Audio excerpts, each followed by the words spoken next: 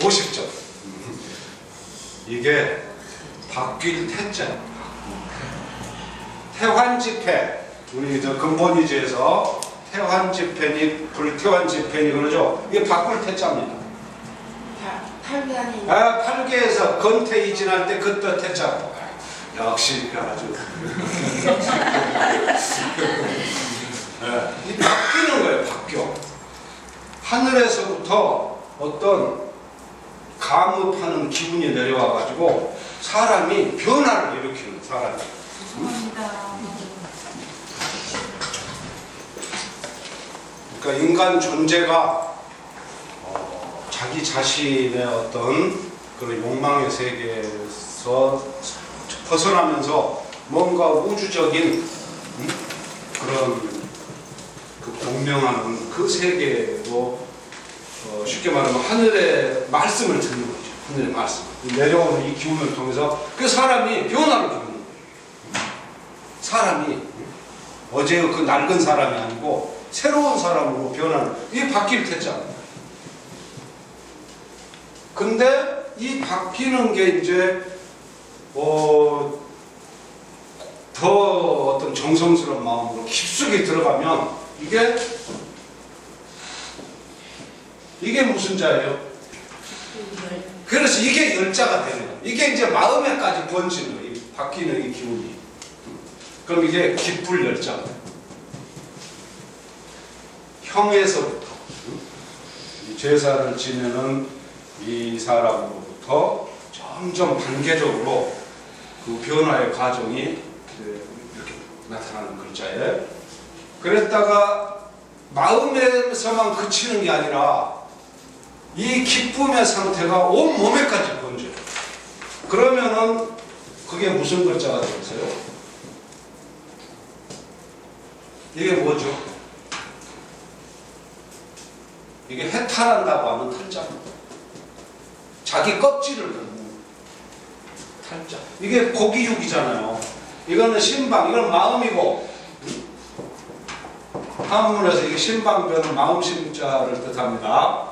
그리고 이 고기육, 육달월이라고 하는 거, 이건 달이 아니고, 하늘에 뜬 달이 아니고, 이게 인간의 몸을 뜻하는 거예요. 그러니까 하늘에서부터 내려오는 어떤 신성한 기운이 마음에까지 퍼져 있는 게 이게 법례를 느끼는 거고, 그것이 더해서 온 몸에까지 쭉 퍼지면은 이게 벗을 탈자예요. 자기의 옛 낡은 것은 벗어버리고 새로운 사람. 이것이 불교의 해탈입니다. 불교에서 말하는 해탈을 이렇게 써요.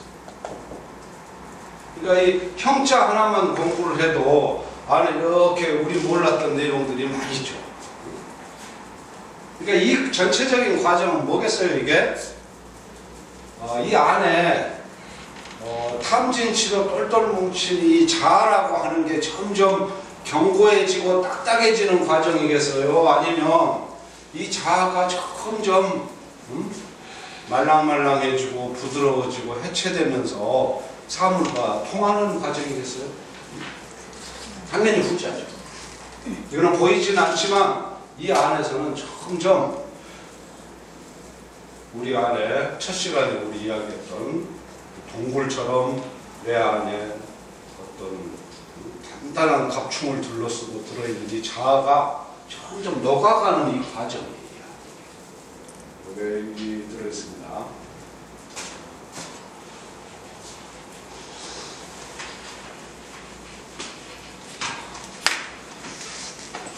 그 공부를 정리를 해보면 지금 우리가 노자 도덕경을 공부하고 있습니다. 노자 도덕경인데 노자의 도덕경은 도와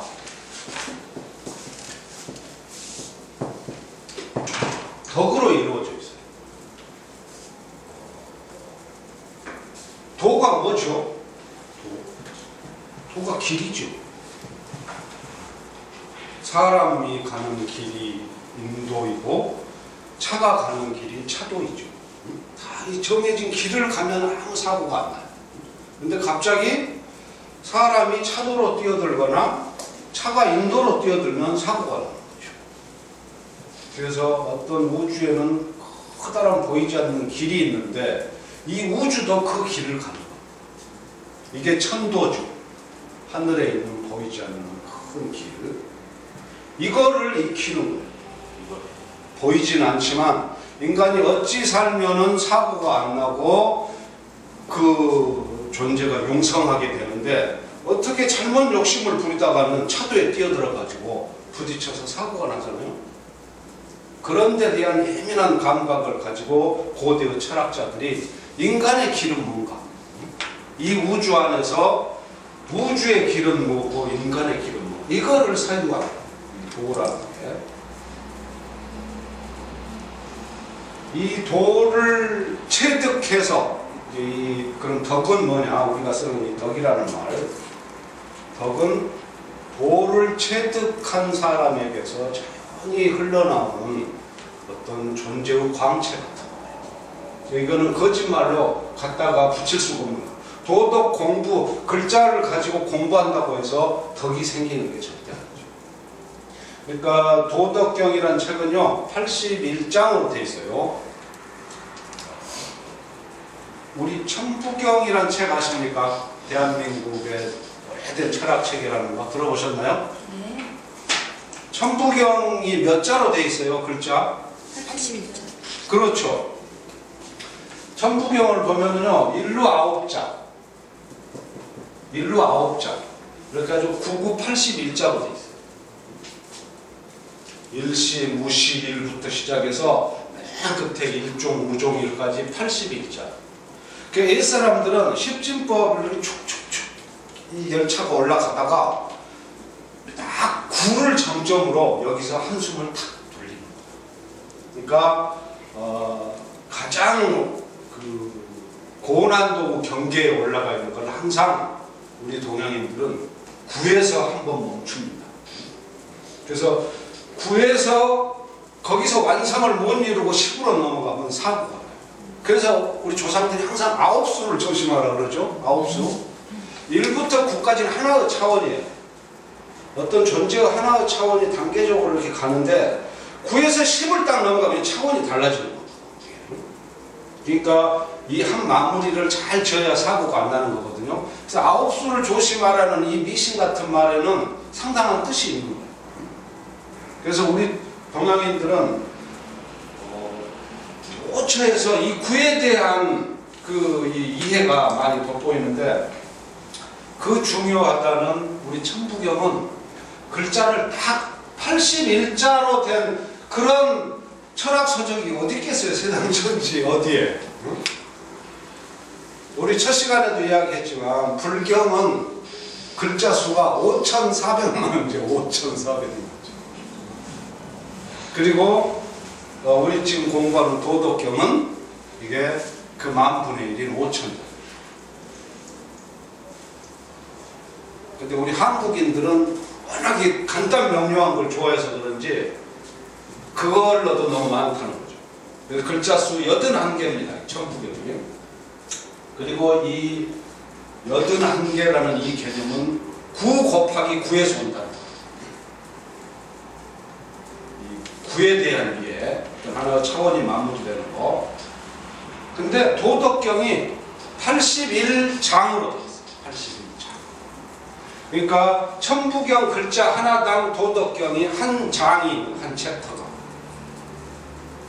그래서 1장부터 37장까지가 도경이에요. 도경.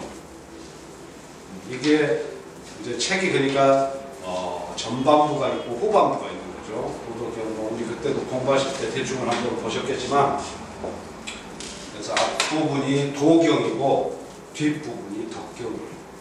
그래서 이게 도덕이라는 이 애시당초의 개념은 지금 육아에서 도덕선생, 도덕분자 이런 개념하고는 전혀 거리가 먼 거예요. 육아에서 말하는 도덕은 어떤 인간의 생활규범, 윤리 이걸 뜻하는 거였지만, 맨 처음에 이 노자 장자의 이 도와 덕의 관념은 굉장히 철학적이고 포괄적인 거고, 인간과 속에서 이 우주의 관통에 있는 어떤 근원적인 천리, 이거를 배우자는 거죠. 이걸 따르자는 거. 그걸 벗어나서 한 인간이 당할 수 있는 어떤 위험지경에 대한 이해를 높이자는 거고, 그리고 그걸 체득해서 덕이 있는 성품, 이렇게 가자는 거. 이게 이제 도덕경의 기본 글자예요.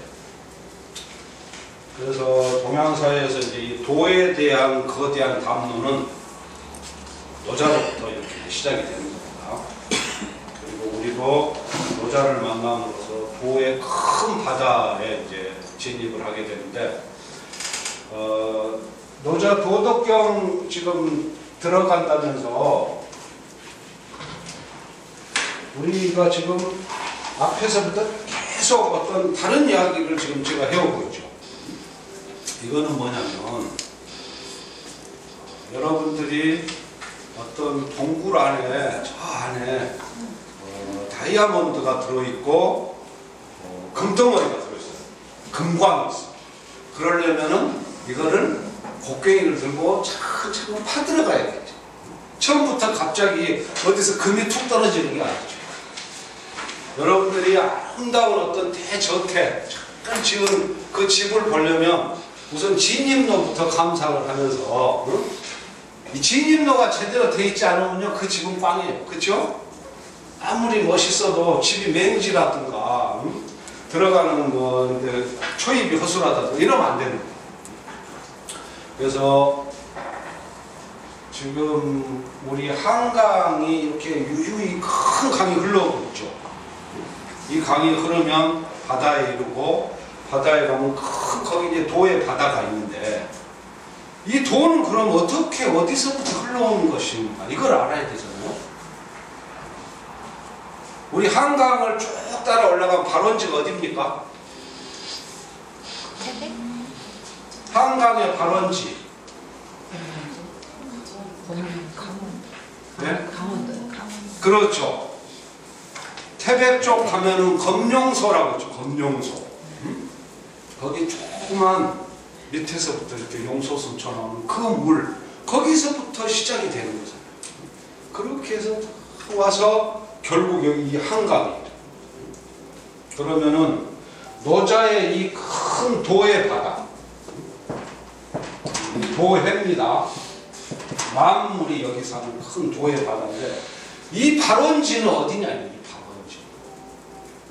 이 도의 바다를 따라서 쭉 올라가면요, 노자 사상의 최초의 발원지가 허예요. 허.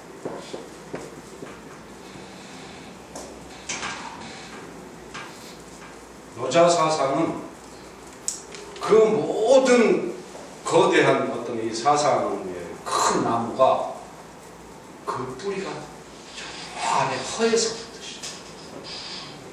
허라는 이 이상한 한 글자, 이게 노자 사상의 최초의 발원입니다. 그래서 이 노자가 자신의 허에 대한 설명을 노자 도덕경 16장에서 하는 책들 가져오셨죠? 여기 총무님이 16장 한번 읽어보세요. 16장. 지금 우리가 노자 도덕경, 그래서 도를 공부하기 위해서 그 근원지이고 발원지인 이 허를 찾아가요. 허.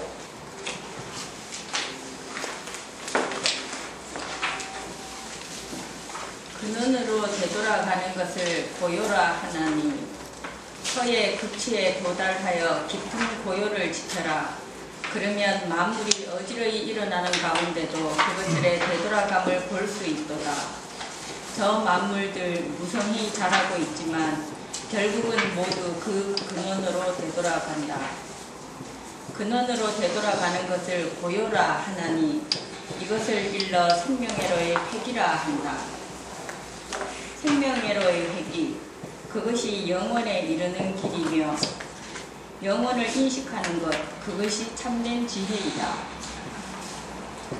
영원한 것을 알지 못하면 망령되이 화를 자초하나, 영원한 것을 알면 너그러워지는 것.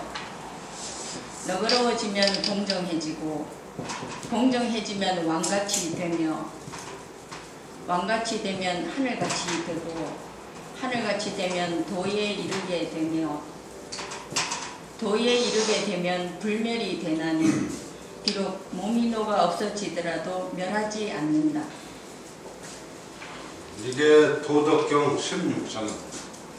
도덕경은요 여러 가지 이제 그 편집의 의도를 가지고 잘 편집된 책이지만 중요한 거는 이렇게 좀 흩어져 있어요. 그래서 1장부터 이렇게 정리를 해놨지만 가장 숨겨진 보석은 여기 들어요. 허, 치허. 허에, 궁극의 허에 도달하여 내 마음의 고요를 지키는 것에서 시작합니다. 그러면 이제 우리 맨 처음에 첫 시간에 이야기했던 그 그림으로 다시 돌아가 봅시다. 대체 이 허라는 게 뭐 뜬금없이 뭐 이게 빌 허자잖아요. 허라는 게 왜 나오는가? 노자가 말하는 허는 대체 어떤 시각에서 우리가 이해를 해야 되는가? 이거를 각을 잘 떠야 노자의 책이 생생하게 살아납니다. 그러니까 기본적으로 이 허에 대한 이해는요, 우리 인간이 가지고 있는 마음에 대한 이해에서 시작합니다. 이 허는 저 멀리 있는 어떤 추상적인 사물이 아니고 지금 우리가 하루 종일 눈을 떠서 24시간 생활을 하면 우리 생각 안에 뭐가 가득 찹니까? 우리 마음 안에 가득 차는 생각이 가득 차죠. 생각이 가득 차서 내가 어떤 그 판단을 하는 모든 과정 배후에 우리 마음을 가득 채우고 있는 이 생각이 우리를 끌고 가잖아요. 지금 그거에 대비되는 이야기. 그러니까 우리가 한 세상을 살아갈 때 생각에 끄달려서 이렇게 너무 우리 그 전번 시간에도 늘 우리 마음 공부할 때도 했지만 칠정이라고 하는 거, 마음의 동요를 일으키는 거, 감정과 생각 꽉 찬 이거를 우리가 벗어날 수 없다는 거죠. 이 마음 안에 가득 찬 이것을 벗어날 수가 없는데, 노자가 말하는 허는 이 심리학 배후에 궁극적으로 닿으면은 이 인간의 사념이 사라진 그 경지에까지 어떻게 갈 것이냐에 관한 그런 이야기를 합니다. 그래서 전번 시간에 우리가 맨 처음에 그림을 그렸던 거 다시 이제 생각을 해보세요.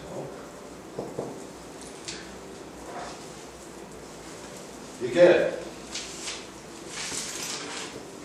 우리가 애시당초 태어났을 때 그 순수한 순수의식, 우주의식을 가지고 태어납니다. 우주의식을 가지고 태어나는데 우리가 철이 들려고 하는 순간부터 우리 안에 뭔가가 딱 생기죠. 그게 뭐였죠? 우리 안에 자의식이 생기는 거예요. 나라는 거. 자의식이 생기는 거고, 이게 객체의식이 생기는 거죠. 객체의식. 그래서 일단 자아가 한번 생겼다 그러면은 이놈은 천하에 이제 뭐가 중요하죠? 지가 제일 중요하지. 지가. 그렇게 해서 자아가 형성되고 나면 그 다음부터는 이 우주식이고, 어버이인 이 기독교식으로 하면 하느님이고, 유교식으로 하면 천리이고, 도교식으로 하면 도인, 근원적인 어떤 우주의 주인이 되시는 그분에 대한 이제 생각이 싹 사라집니다. 내가 중하기 때문에 이때는 아버지가 안 중한 거죠. 그래서 자아가 형성되고 나면 얘는 이제 그때부터는 아버지 말을 안 듣는 거예요. 나중에는 이 순수의식, 우주의식 존재 자체가 있는지 없는지도 모르는 단계입니다. 그러니까 여러분들도 지금 제 강의 들으면서 좀 어리둥절하신 분들도 있을 거예요. 인생을 5, 60년을 살면서 내가 항상 내 생각, 내 자아에 의존해서 살아왔는데 지금 차경남 변호사 이야기는 그 배후에 뭔가 다른 게 있다는 거예요. 여러분들 중에 지금까지 사시면서 이 자아의식, 개체의식 너머에 이 우주의 근원자인 어떤 이 우주의식 이거를 한 번이라도 이렇게 정말 피부로 느껴보면서 사신 분이 있어요? 불교, 기독교, 도교 용어는 다 다르지만 결국은 어떤 인간의 마음은 두 개라는 거예요. 애시당초에는 우리가 다 하늘 마음을 가지고 태어났는데 이게 이제 순수의식입니다. 자아에 의해서 자아는 이게 동굴처럼 어둡고 어두운 존재죠. 이 안에 들어가면서 점점 자기 자신이 중대해지면서 어버이를 잊어버리고 하느님을 잊어버리고 도를 잊어버리는데 이 구도를 깨기 위한 거 이게 모든 종교가 실은 하려고 했던 자아가 끌고 가는 왜곡된 세상의 상을 깨뜨리고 이 어둠의 세계로부터 이 우주의식이라는 빛과 광명의 세계를 어떻게 끌고 갈 것이냐 여기에 대한 담론이 실은 세계 고등 종교가 다 고민했던 근본적인 문제. 그래서 핵심은 어떻게 이걸 깨느냐 하는 거예요. 깨뜨립니다. 근데 우리는 솔직히 이 삶의 여건이 어렵다 보니까 내 몸 하나를 간수하기도 솔직히 힘들잖아요. 그러니까 이 생각을 미처 못하고 사는 거지. 어떻게 내 자아가 온전히 보존되고 완전하게 살 것이냐. 내 집 마련하고 내 자식들 학교 보내고 내 남편 승진하고 이게 중요하잖아요. 그러다 보니까 우주의 내 존재의 근원적인 원천 이거를 몰라버려요. 이 자식이 아버지를 모르고 집으로 뛰쳐나와서 싸돌아다닌다 이겁니다. 이게 기독교에서 이걸 그래서 탕화라고. 그리고 이 상황에 대한 어떤 이제 극복을 하고 인간이 자아의 벽을 깨서 다시 태어나는 거. 이걸 기독교에서 그걸 부활이라고 합니다. 그렇게 해서 천당에를 가는 거고 하늘나라를 가는 거고 이 구조에서 아까 우리 공부했던 형에서부터 형이 지극한 마음으로 하늘에 제사를 지내고 자기 자신의 어떤 탐진치를 없애면서 진심 어린 수행을 하면 어떤 변화가 온다. 존재의 변화가. 그러면서 자아가 딱딱했던 이 자아가 이 어둠이 점점 깨지는 거죠. 물렁물렁해지면서 부드러워지고 누구랑 다투지를 하는 거죠. 그러니까 잘못된 생각은 뭐냐면 우리는 너무 이 살아야 한다는 이 삶의 명제 때문에 모든 좋은 것을 일로 이 자아 쪽으로 몰아 들어가는 이게 근본적인 한계가 있습니다. 그러니까 뭐든지 삶의 기준을 우리는 자아가 형성된 이후에는 자아를 기준으로 삼는 거죠. 그래서 내가 배불리 먹는 것도 자아고 내가 행복한 것도 자아고 내가 기쁘고 내가 지식을 얻고 내가 천국에 가고 점점 모든 게 자아를 중심으로 이런 구성을 하는 거예요. 이게 잘못이에요. 그러니까 자아는 그렇게 배불러서 되는 것이 아니고 이게 깨져야 돼요. 이게 깨져요. 그러니까 인문학 공부가 잘못되면요 자아를 자꾸 살찌우는 쪽으로 지식 공부를 하고 뭘 애우고 해서 얘를 윤택하게 하고 얘를 이 동굴을 점점 키워. 그래서 이 빛을 여기다 넣는다는 생각을 합니다. 이 생각을 이걸 180도 바꿔요. 이게 마음 공부의 핵심입니다. 인문학 공부 잘못하는 사람들은 모든 게 자아의 장식품이 돼요. 그래서 마지막에는 천국까지 이 사람들은 자아 속으로 끌고 들어요. 이게 아니에요. 여기에 광명은 이 광명천지, 인간의 근본적인 존재에 대한 통찰을 이 순수의식, 우주의식을 불교에서는 뭐라 그런다고 했어요? 이거를 원광명 청정체라고. 제가 뭐 지금 이 표현을 여러 번 하는데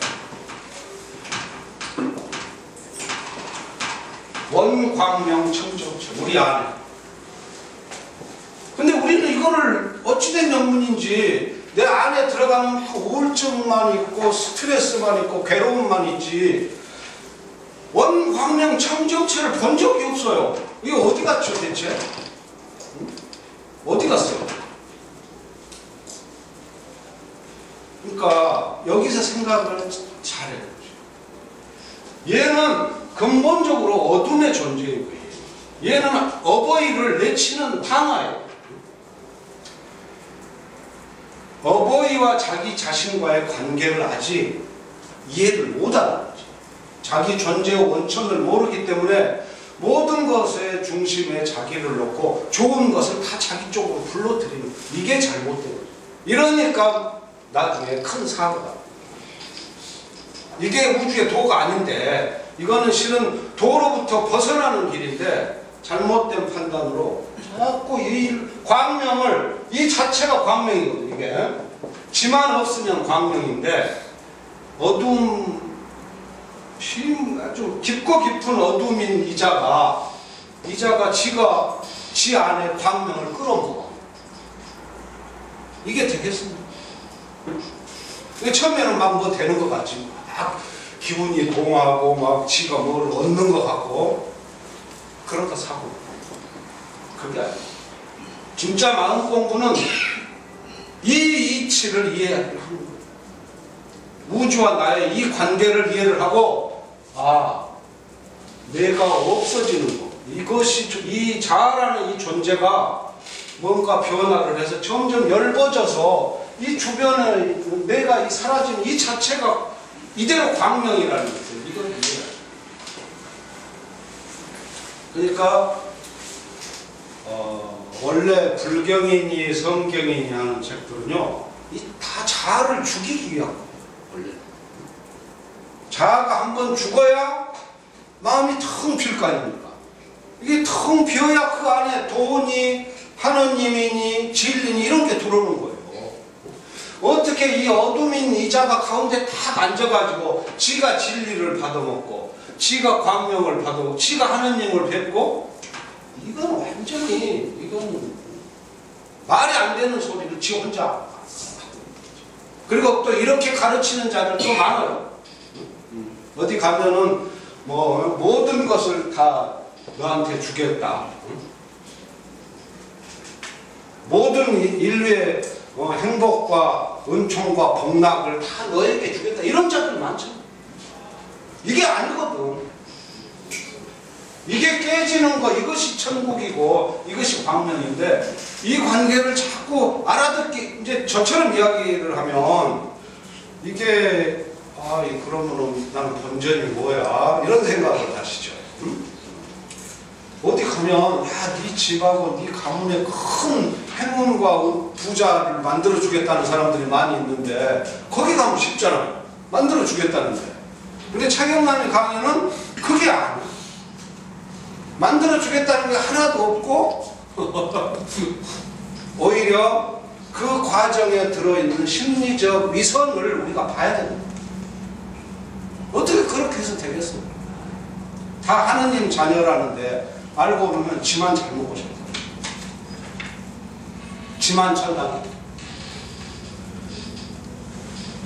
이 자아가 깨져요. 이 자아가 한번 죽어야, 그래야 이 안에 도가 들어오고 하느님. 자아는 절대 천당에를 같이 갈 수 없어요. 여러분들은 지금 자아를 데리고 어디 좋고 아름다운 그 세계를 가기 위해서 제 강의를 들으시는지는 혹시 모르겠지만 자아를 데리고는 절대 천당에 없는 거예요. 이 말을 맨 처음에 한 사람이 누구냐? 이게 장자예요. 장자가 뭐라고 그랬냐면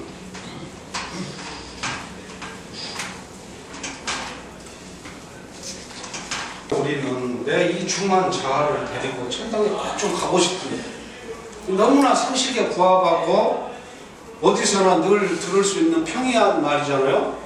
근데 장자가 여기에 대고 다 허리찌르고 그러면서 뭐라 그러냐면은 천당에를 가려면 전제 조건이다.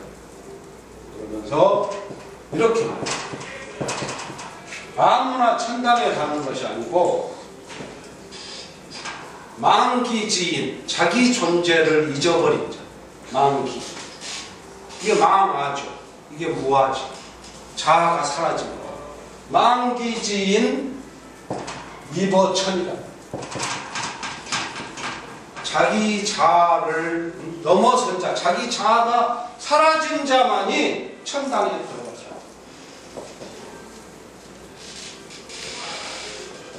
정말 우리 세계 이 모든 종교 경전 안에 챕터 1에 누구라도 이 장자의 이 말 한마디만 넣어놨으면은 이 지구의 종교가 참 많이 변했을 거예요.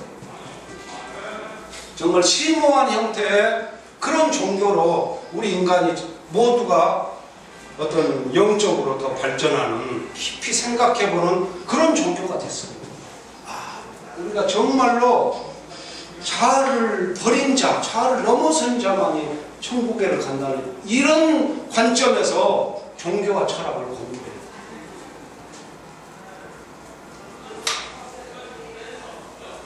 뭐 분석하시죠?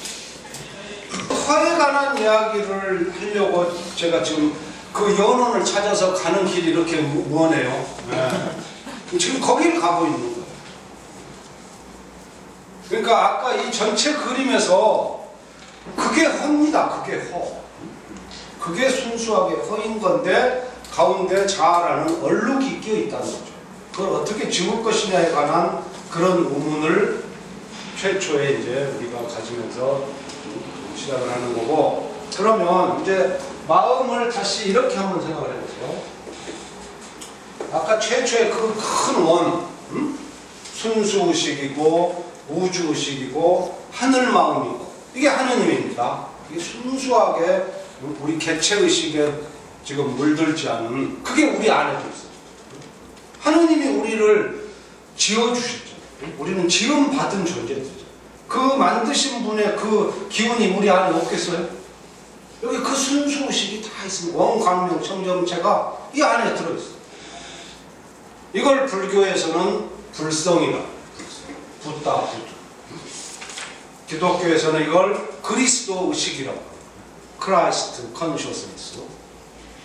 이 안에 이게 있는데 이게 우리 자아가 너무 똑똑해서 이걸 가려버려요. 근데 자아는요, 실은 만분의 1, 천만분의 1도 안 되는 거예요. 그 순수의식에. 아주 협소하고 능력도 아주 소지소능하고 이 순수의식은 전지전능한 힘인데 그래서 이 힘을 못 갖다 씁니다. 이 자아가 똘똘 뭉쳐가지고 갑충을 겨루고 있기 때문에. 근데 이 과정을 이해를 하고 어떻게 내가 자아를 이 도구 흐름 안에서 잘 정리를 해서 10개 투명하게 가서 이 우주의식과 하나 되는 이 공부를 점점 이 공부를 이 주파수를 나에게 맞추지 않고 여러분이 좋은 음악 들으려면 어떻게 해요? 라디오에서 주파수를 맞추잖아요. 주파수. 이 우주 안에는 지금 여기는 눈에 전혀 보이지 않지만 많은 지금 이 공간에는 주파수가 합니다. 주파수. 나쁜 주파수도 그러고 좋은 주파수도 그러고 그리고 올라갈수록 어떤 신적인 주파수가 이렇게 흐르는 거죠. 그러면 우리 마음 공부를 하면서 이 주파수를 맞추는 이 과정, 이것이 자아가 점점 딱딱하고 견고해져서 막 이걸 지가 문 앞에 창을 들고 떡 지키고 있으면 주파수가 맞겠어요? 안 맞지. 점점 자아의 판단, 자아의 지식, 자아의 편견, 자아의 선입견, 이런 어떤 지식과 관념의 틀을 자꾸 내려놓는 연습을 하는 거죠. 그러면 이 광명 청정체가 언뜻 어떤 계시와도 같이 탁 힘을 주는 거죠. 그러면서 순간순간 뭔가 그 밝음을 보는 거죠. 이게 이제 기독교에서 말하는 은총 같은 거예요. 불교에서 말하는 뭐 제불의 가피력이라고 하는 이런 게 다 그런 거예요. 결국은 밖에서 오는 게 아니고, 물론 밖에도 계시지만 우리 안에도. 근데 우리의 공부법이 잘못돼가지고 자아라는 놈이 지가 막 찾으러 다닌다고 그러면서 탕화짓을 하는 거예요. 모든 좋은 것을 다 지 앞으로 끌어당기려다 보니까 좋은 것이 안 오는 거지. 근데 이 행위를 스톱시키는 거지. 자아의 이 어떤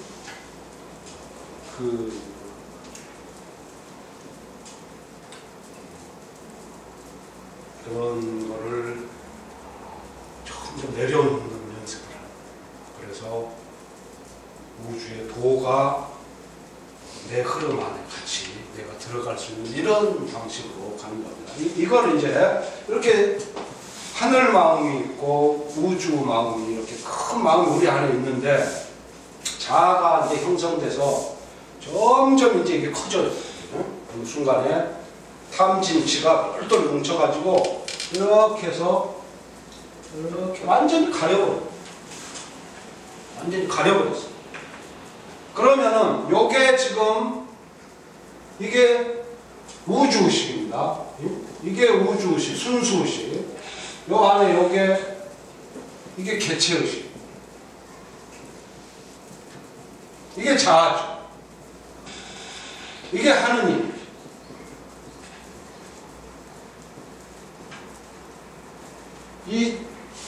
이렇게 가려있고 있는 거예요, 우리가. 그럼 이 상태에서 이거를 자기의 참 마음이 보입니까? 안 보입니까? 원광명 청정체가 보여요? 안 보여요? 안 보이지. 내가 다 가려버렸는데 어떻게 보이겠어? 모든 게 자아가 제일 중요한디? 무엇이 중요한디? 자아가 중요한디? 안 보이는 거야. 얘는 1000분의 1, 10,000분의 1도 안 돼. 소지소능하니라니까. 근데 전지전능한 분을 찾는다고 말만 그러면서 지가 막 다 해. 그 이 전지전능한 걸 또 지한테 끌어당기려고 그래. 그게 안 돼. 이 상태에서 지금 꼭 그러고 다니는 거야. 이 광신자들. 응? 막 하느님의 기운이 지한테 왔다 그러고 뭐 모든 복락은 지한테 온다고 하는 거. 이거는 자아가 증폭되어 있는 것이지 전혀 종교적인 삶이 아니에요. 이건 영성이 제로인 사람이다. 이 삶의 공동체를 파괴하는 사람. 자아를 버리면서 정말로 모든 사람 같은 하느님 자녀로서 그렇게 같이 살려고 하고 노력을 해요. 이 상태에서는 모든 생각이 번뇌망상. 자기 자아가 하는 거예요. 머릿속이 항상 이 사람은 복잡해요. 왜? 하느님하고 연결의 고리가 끊어졌죠. 지가 다 안다고 생각해요. 그러니까 항상 머리가 복잡하지. 생각을 모든 걸 지 머리를 굴려서 해야 된다니까. 어디 그 은총 받았다는 사람들은 뭐예요? 어느 날 비행기를 타고 갔다가 잠이 확 들었는데 꿈인지 뭔지 소설 시나리오가 한 편이 싹 지나갔다는 거야. 그래가지고 집에 와서 뭐 일주일 만에 소설 한 편 썼다. 이런 게 은총입니다. 이런 게 은총. 잠을 자아가 없어지죠. 어떤 계시와도 같은 꿈이 오죠. 자아가 있으면 모두 자아는 소문장처럼 이게 앞뒤가 전도돼가지고 지 혼자 모든 걸 하려니까 머릿속이 얼마나 복잡하겠어요? 이게 번뇌망상이에요. 이게 번뇌. 모든 생각이 이 망상에 이 구조가 번뇌. 이 번자가 이게 머리에 불 붙은 거 아니에요? 이 머리 혈자가. 머리에 불 붙은 게 번뇌 망상이에요. 지가 모든 걸 다 알려면 너무 머리가 아프겠어요. 그러니까 이런 사람은요, 실은 전혀 종교심이 없는 사람. 말로만 하느님을 떠들지 하느님을 믿는 사람은 왜 그렇게 고민이 많을까? 이 우주를 이끌어 가시고 우리를 인도해 주시고 우리를 낳아서 길러주신 분이 하느님이라고 말로는 떠들면 뭐 고민을 할까? 왜 내 남편 승진시켜 달라고, 내 아들 좋은 대학 가달라고, 왜 그 하느님 붙들고 기도를 할까? 하느님이 모르실까 봐? 하느님 전지전능하신 분입니다. 설령 올해 저 아이가 재수해서 대학 떨어져 재수하는 거 그것도 알고 계시다. 성경, 저는 기독교인은 아니지만 정말 그게 옳은 거예요.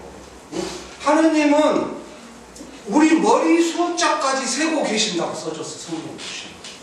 그분이 그러니까 전지전능하신 거지. 그분한테 왜 못 맡기면서 종교인 행세를 하는지. 저자의 도도 그런 거 거짓말. 그러니까 아무튼 뭐 각양의 사물에 대해서는 많은 생각들이 있을 수 있지만 큰 틀에서 이게 번뇌 망상의 차이는 이제 이게 지금 두 마음이 어떻게 중첩되는가를 제가 보여주는 거예요.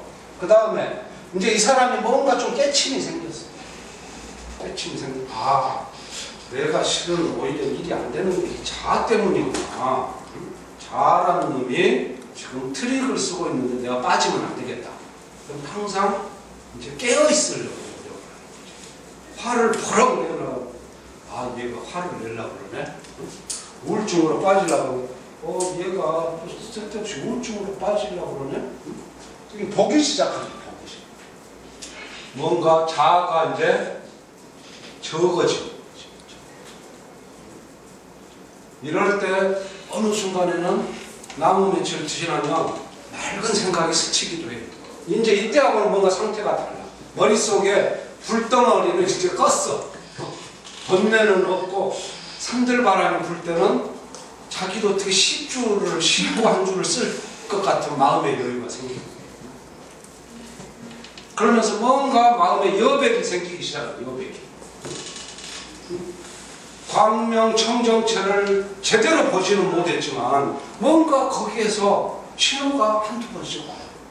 아, 내 인생이 행복한 것 같은데, 내가 뭐 50층짜리 빌딩을 갖진 않았지만 나 인생이 뭔가 축복을 좀 받는 느낌이 드네? 이렇게 가는 거죠. 그러면서 뭔가 이렇게 마음이 꽉 끼어있던 데서 여유로움이 생깁니다. 그래서 자기 마음을 본다는 게 그래서 그렇게 중요한 거예요. 이 사람은 자기 마음을 못 봐요. 이 사람은 자기 마음에 함몰된 사람. 이 사람은 존재 자체가 자아에 함몰된 사람.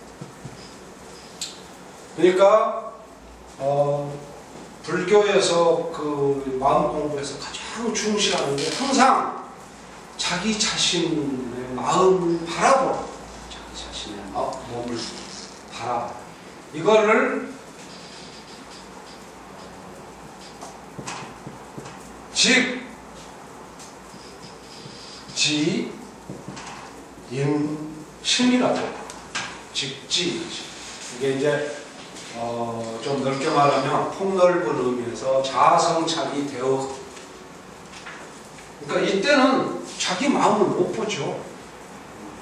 완전히 여기에 빠져 있는 거죠. 그러니까 좀 심하게 말하면 이 정신지체아들은 있잖아요. 항상 이 상태에 머무는. 그러니까 이 아이들은 내가 그 세계일 뿐이지 객관적인 세계가 존재하지 않습니다. 정신지체아들. 그러니까 뭐 옷 다 벗고 사거리를 활보를 할 수가 있는 거예요. 객관적인 세계가 따로 없어요. 이 아이들은. 지가 보는 것, 자아가 세계의 전부예요. 그러니까 지 멋대로 생각을 하고 행동을 하죠. 그러다 보니까 남들하고 소통이 되겠어요? 안 되지. 자아에 함몰돼 있어요. 모든 사람은 다 각자의 서로 다른 자아를 가지고 우리는 공동생활을 합니다. 근데 누구는 내 자아가 삶의 필요 때문에 불가피하게 있는 존재의 중심일 뿐이다. 이걸 아니까 양보가 가는 거지. 그래서 여러 우리 공동체의 자아가 같이 협심해서 살 수 있는 길을 찾아갈 만큼 성숙된 인격을 갖출 수 있는데, 이 아이들은 이제 질병이 나쁜 그런 어떤 피해 때문에 이 구조가, 그래서 자아가 그냥 한 세계, 객관적인 세계를 전혀 보지를 못하니까 나이가 20이 되고 30이 돼도 3살짜리 어린이가. 그런데 점점 이제 수행을 하고 공부를 하고 하면서 자기 마음이 동요하는 칠정의 동요를 보기 시작합니다. 그러니까 분노해서 사고를 친 사람은 칠정의 동요를 못 보고 그 안에 함몰된 사람이라고 한다면, 뭔가 자각하는 사람은 한순간 그걸 느끼고 장출식을 하면서, 장출식 다 잊어버리셨죠? 긴 호흡으로 다시 내뿜으면서 다시 자각하고 자기 자신에게 돌아옵니다. 그러면서 자기 마음을, 인간의 마음을 직접적으로 보기 시작합니다. 이게 직지인심, 이게 이제 명상의 핵심입니다. 불교 명상의 핵심이 이 직지인심하는 거예요. 그러니까 우리 눈은 삶의 필요 때문에 24시간 밖을 향하게 돼 있어요. 안 그러면 죽으니까. 적이 나를 칼로 찌를지 모르니까. 고대 사회를 생각해 보세요. 맹수 속에서 살아남아야죠. 적들 속에서 살아남아야죠. 모든 감각은 그래서 외부를 향할 수밖에 없죠. 동태를 살펴야 됩니다. 그러다 보니까 자아를 살피지 못하게 됩니다. 어느 순간에 인류의 큰 성인들이 나타나서 그게 아니다. 자기 마음의 움직임을 봐라. 직지인심이다. 그러니까 이 사람은 명상한다고 앉았으면 명상이 안 되고 하루 종일 소설을 써요. 명상한다고 앉아가지고. 자기 기도한다고 그러면서도 막 자기 소설을 쓰고, 모든 사람이 소설은 실은 다 쓰긴 쓰죠. 근데 진짜 소설가하고 이런 사람의 차이는 뭐냐면, 진짜 소설가는 기승전결이 있어요. 기승전결이. 서로 맥락이 딱딱 연결이 되는데, 이 사람은 말이, 이 흐름이 완전히 한 5초 간격으로 다른 이야기가 계속 합니다. 그러니까 자기가 나중에 그거를 자동 필기를 해놓고 보면 마치 미친 사람이 중얼거리는 듯한 이 소설을 봐요. 근데 이 단계 들어가면 이제 소설을 덜 써요. 뭔가를 조금씩 볼 수가 있어요. 참모습. 그러니까 이게 번뇌망상입니다. 그 다음에 번뇌망상이 잦아들면서 마음을 볼 여유가 생기는 거예요. 이게 직진이신고, 이제 이 다음 단계, 인격이 완전히 완성된 예수님이나 부처님이나 노자, 전자 같은 분들은 얘가 이제 어디 서 있을 자리가 없어요. 이 빛과 생명이 광명, 원광명 청정체가 너무 환하게 안에서 빛을 발하기 시작하니까 이 어둡고 어둡던 이 자아가 점점 녹아 없어지죠. 그럼 어디 서 있을 자리가 없어요. 그러니까 이 사람은 하루 종일 깨어있는 거예요. 필요할 때는 그런다고 해서 이 사람이 자기 집을 못 찾아가는 거 아니에요. 자아라는 중심은 순간 언제나 기억 속에 있습니다. 없는 건 아니에요. 남보다 더 빨리 그거를 활용해서 탁탁 처리할 수도 있어요. 그렇지만 절대 거기에 끄달리지. 거울로 치면 항상 맑은 거울의 상태여가지고 빨간 공이 오면 빨갛다, 파란 공이 오면 파랗다, 이렇게 보일 뿐이에요. 근데 우리 마음은 어때요? 이런 마음은 자기는 파란 공을 좋아해요. 그래가지고 파란 공이 왔어. 여기까지 좋아요. 파란 공이 갔어요. 근데 안 가. 갔는데 이걸 붙들고 앉았어. 하루 종일 파란 공. 빨간 공이 왔는데 빨간 공을 안 봐. 아직도 파란 공. 자기가 그걸 좋아해. 이게 이런.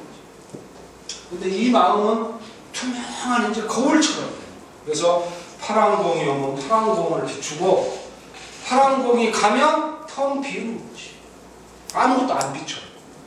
여러분, 아무것도 안 비춘 순간이 있습니까? 어떠세요? 한번 생각해. 본인 스스로 한번 생각해.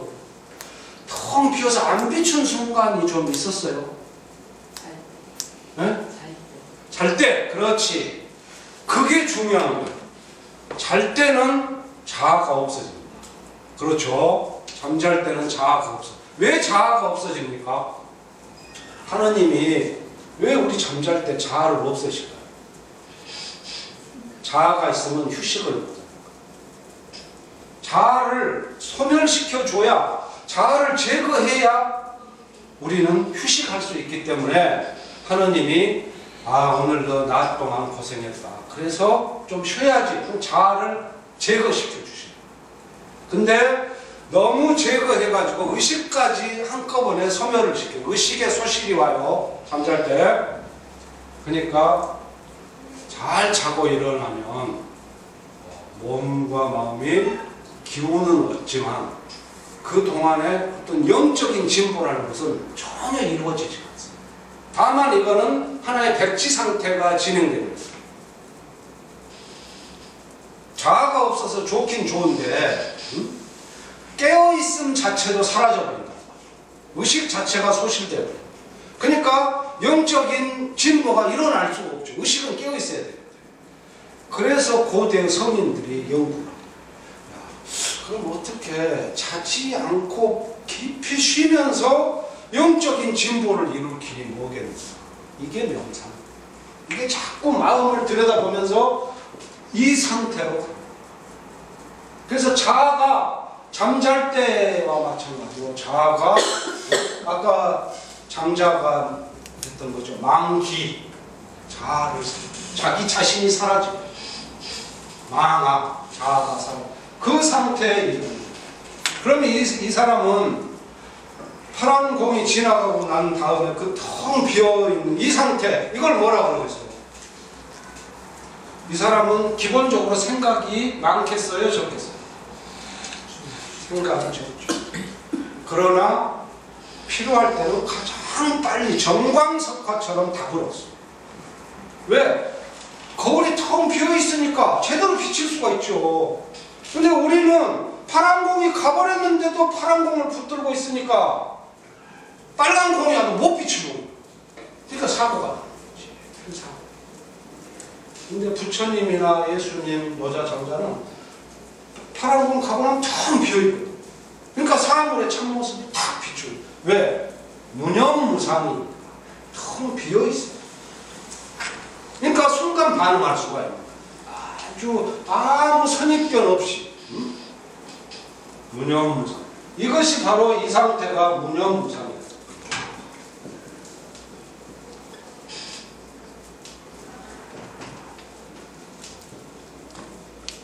이거를 불교 어떤 핵심적인 용어로 뭐라 그럽니까? 직지인신 단계에서 마지막에 뭔가를 봤어. 원광명 청정체, 나의 참 본성을 본 거. 그걸 뭐라 그럽니까? 그걸 견성성불이라고 해요. 견성성불. 그러니까 부처가 된다는 게 딴 게 아니고 내 안에 있는 내 근원적인 참성품을 봄으로써 어디 딴 데서 뭐를 가져와 가지고 기구를 장착해서 내가 부처가 되는 게 아니에요. 내 안에 있지만 내가 내 삶의 여러 가지 필요 때문에 밖으로 쏘다녀 다니고 이렇게 하느라고 다 지쳐 빠져 가지고 못 보고 있는 내 근원적인 자아, 내 내부에 있는 이 순수의식, 이 하늘마음, 이 참성품을 본으로서 부처가 되는 거예요. 그러니까 바꿔 말하면 내 자신이 됨으로써 부처가 돼요. 자기 자신에게 충실하고 해서. 이 세 단계가, 그러니까 우리 늘 공부하지만 이게 뭐예요? 단연다사. 이게 생각이 번뇌 많고, 이게 소념소사. 생각이 점점 작아지고, 그러면서 여유가 생기는 요배. 검도팔다는 항상 이 중단 자세를 항상 이렇게 취하고 있어요.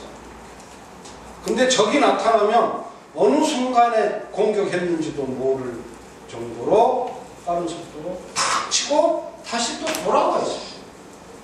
그 마음이 늘 비어있어요. 늘 비어있다는 것은 검도로 말하면 늘 중단 자세를 취하고 있어요. 근데 우리는 어때요? 항상 누구 때리려고 막 이러고 있지. 이러고 저기 어디 늘 막으려고 막 이러고 있는 거예요. 우리는. 그러니까 에너지 소모가 많죠. 그러니까 이 상태는 늘 비어있고 여유 있고.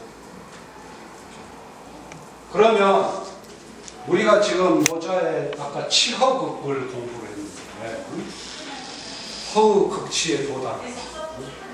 이 허비노. 이 허가 뭐겠어요? 여기서 여기 어느 거겠어요? 이 허가 바로 이겁니다. 이게 허예요. 이게 노자의 허가 바로 이거를 말하는.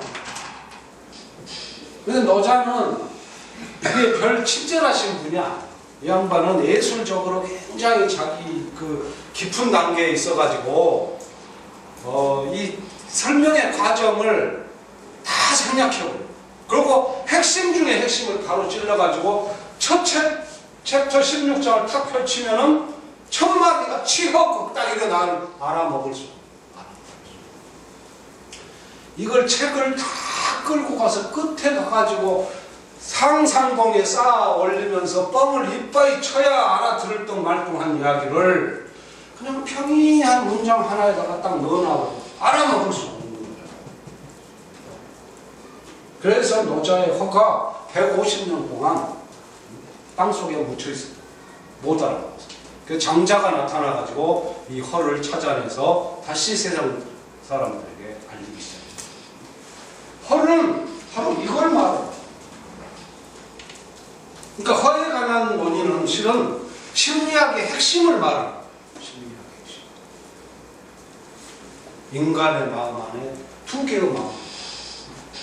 자라고 하는 어두운 마음이 있고 텅 빈 순수의식이라고 하는 하늘 마음입니다. 우리는 모두 이 텅 빈 하늘 마음, 순수한 허, 하느님, 이 우주의 도, 이것을 가지고 왔는데 먹고 살려다 보니 쪼그라들었다. 자, 이 한 많은 자아로 쪼그라들고 말았다. 이 상황에서 노자가 느닷없이 혀를 딱 꺼내면서 근원적인 상태입니다.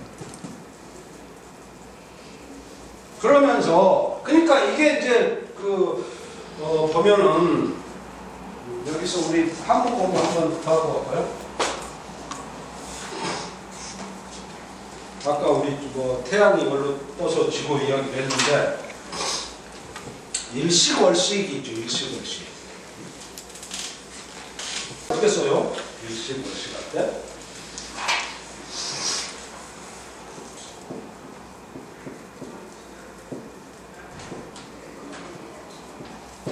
일식월식 할 때 이렇게 씁니다. 보셨는지 모르겠지만 이게 먹을 식자죠. 이 옆에 있는 이게 뭐예요? 벌레충이에요. 벌레충. 그래서 이거는 파먹힌다는 뜻이에요. 이거는 먹을 식이고 우리가 먹는 거, 이거는 파먹히는 것이지.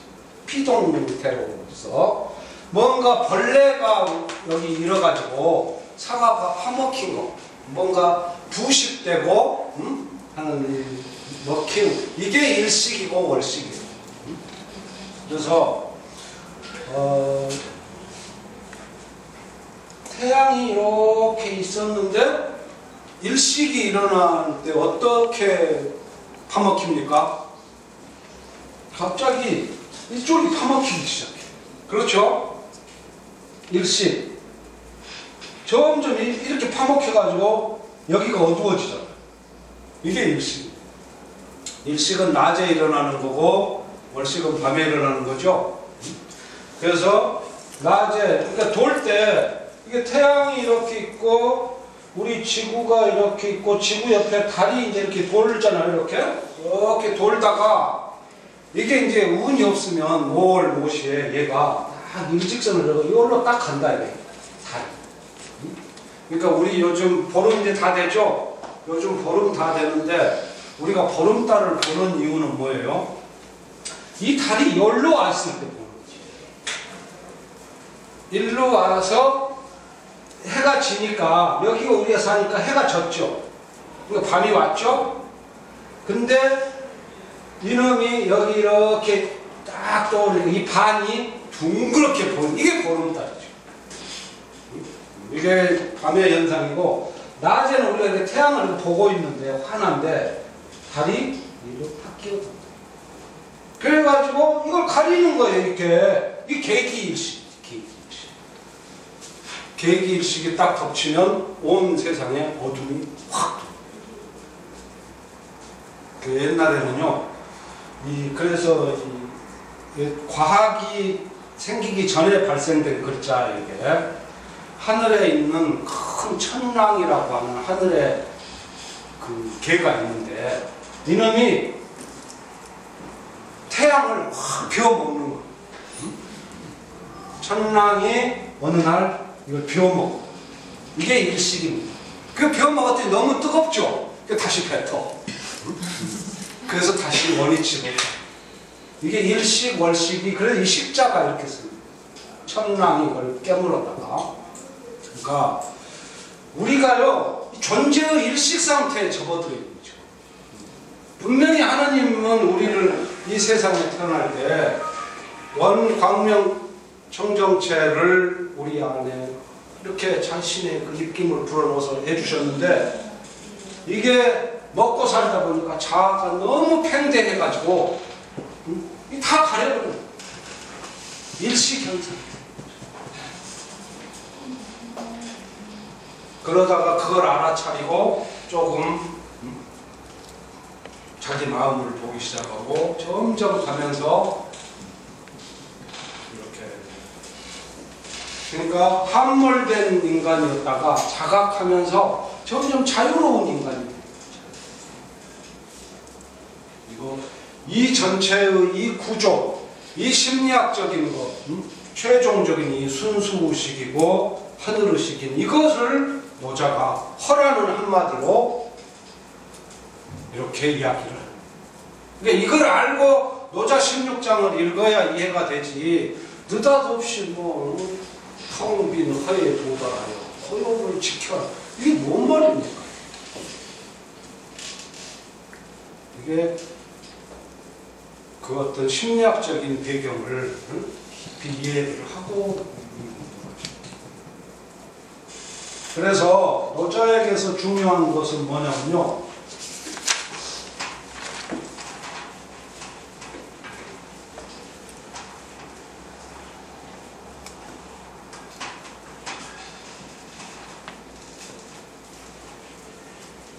치허극, 이를 치자죠. 허극치의 일. 그러니까 이렇게 해서 조금 한 절반 정도에 이를 수도 있어요. 명상을 이제 시작하고 수행을 하고 이렇게 순수한 마음으로 기도를 하면 허가 조금씩 생길 수 있죠.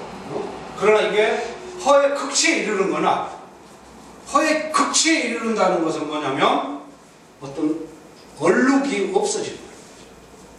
자아라는 얼룩이 완전히 없어서 투명하게 텅 빈 상태, 이게 허의 극치라는 거예요.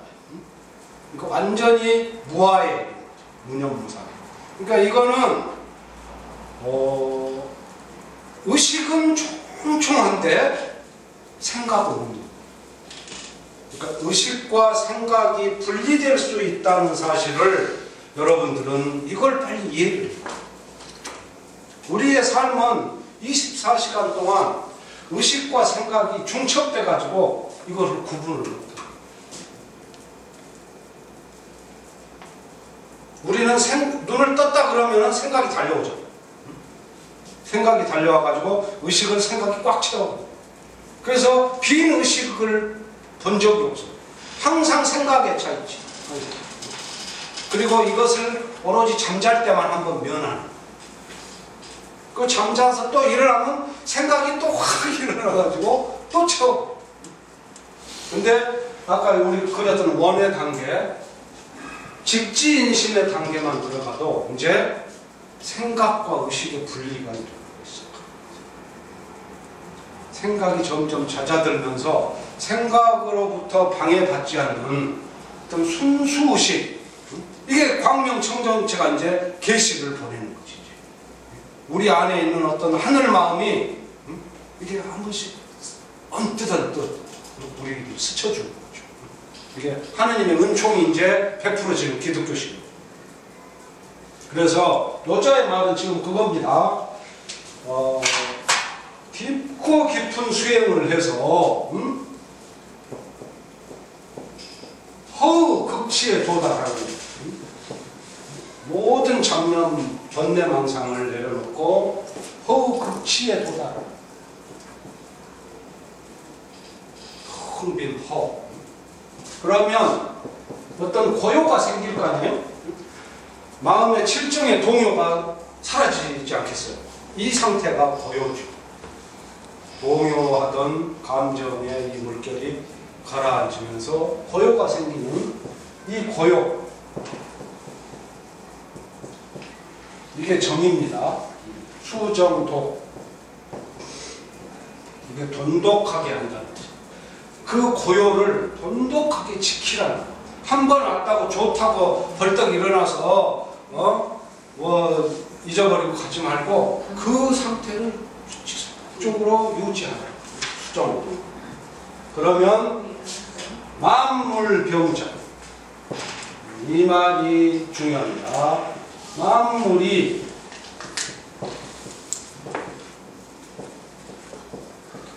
우리 주변을 둘러싼 모든 만물이 소란을 일으키고 막 왔다 갔다 하고 난리를 치고 만물이 막 서로 엉켜서 일어나서 내 주변을 막 돌아가더라도 나는 이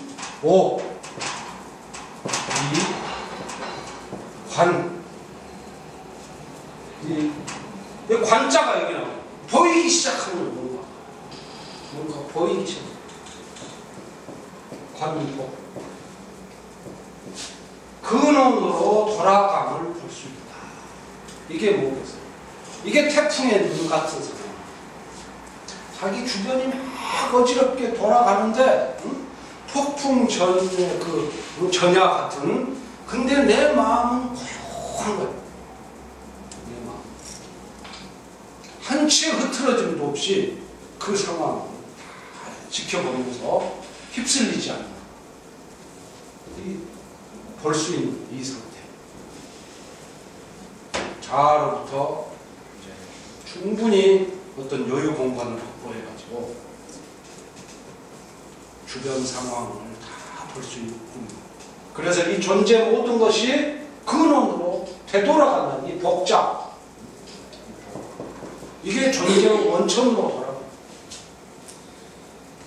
그 존재의 원천으로 돌아갔더니 그게 뭐가 있어요?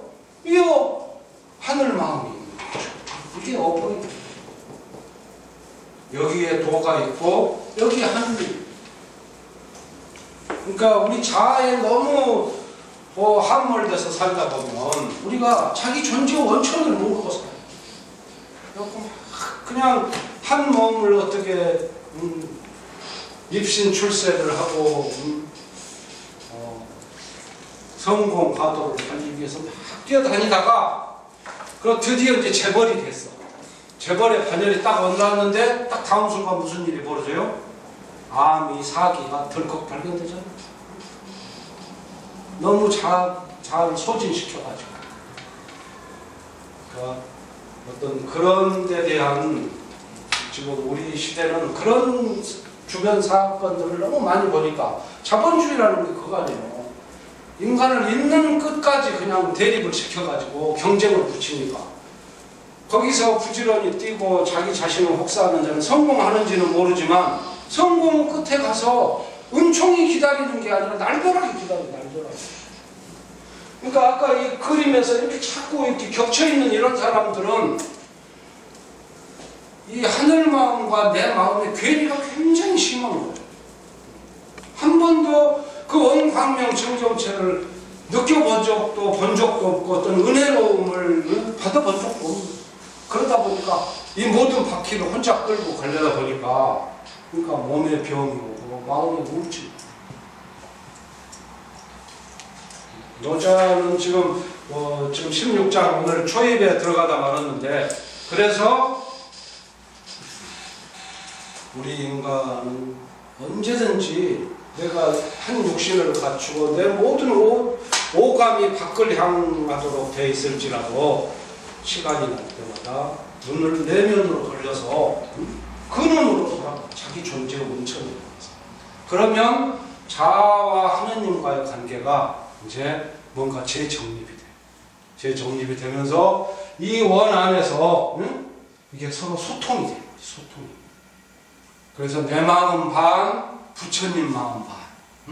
항상 내 마음으로 뭘 다 하시려고 하지 말고 할 때마다 하느님한테 물어보고 나를 좀 비우면서 내 마음 반, 하느님 마음 반 이래가지고 판단도 하시고 모르면 물어도 그러면서 자기 자아를 조금 좀 투명하게 가다 보면 인생이 어떤 도우 흐름 속으로 자연스럽게 가면서 편안해져. 그것이 여자가 존재의 원천으로 돌아가는 오늘은 여기까지 하겠습니다.